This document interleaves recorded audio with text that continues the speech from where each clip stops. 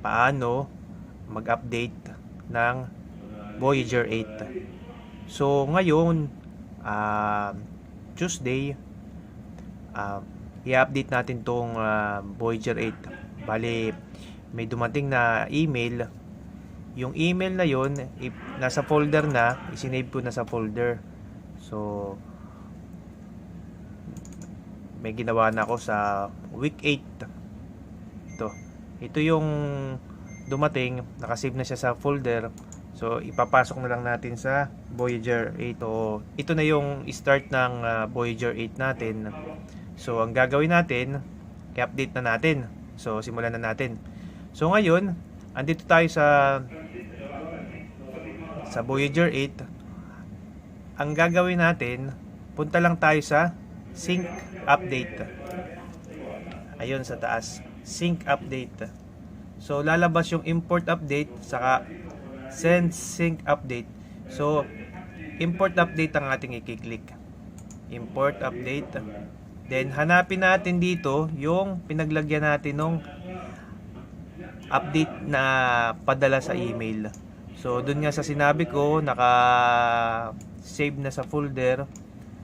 So puntahan lang natin.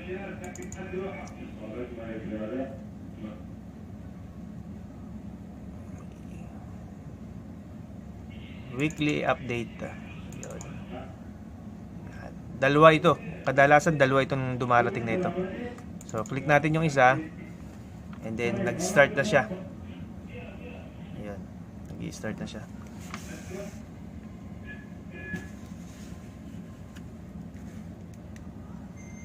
So antayin lang natin. Makikita natin dito sa tagiliran, nag-ano na siya.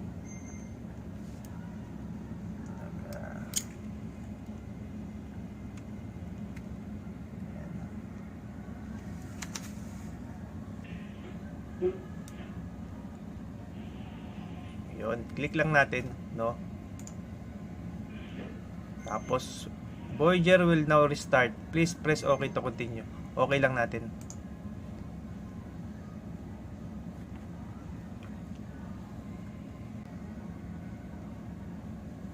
So lagay lang natin ay A, login. So yun uli, same procedure, sync update, tapos import. Yun namang isa, bali dalawa to. Yun namang isa. Balik ulit tayo dun sa kanina. Weekly update, week 02. Okay. So start na ulit siya.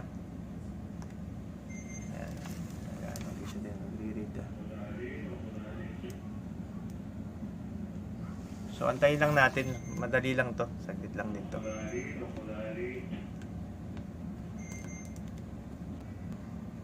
So yun, okay na uli. No lang natin, tapos okay, restart.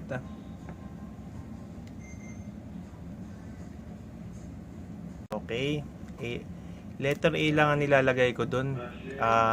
Initial ano naman yung login. So ito, andito na uli tayo. So una, nailagay na natin yung update. So punta tayo dito sa new edition. Tapos i-update lang natin to.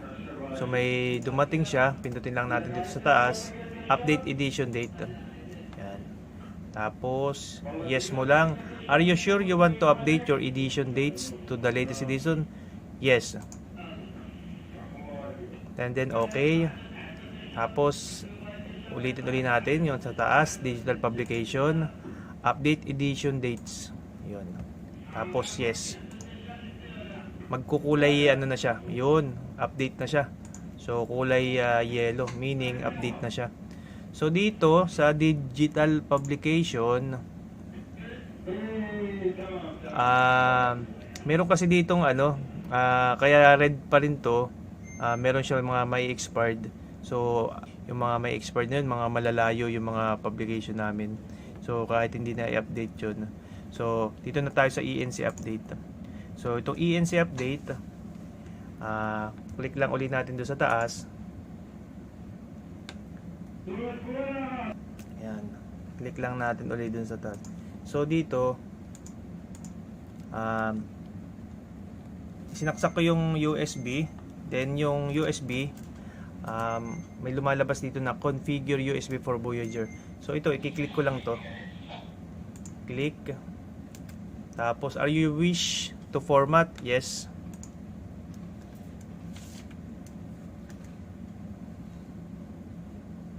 Tapos mawawala na siya doon. Natin to pag may mga lumabas. Mas parang may nagre-read. Fixing.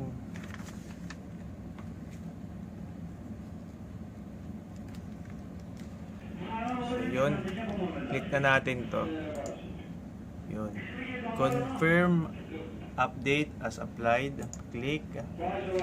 Tapos 6 update as apply. Yes, click yes.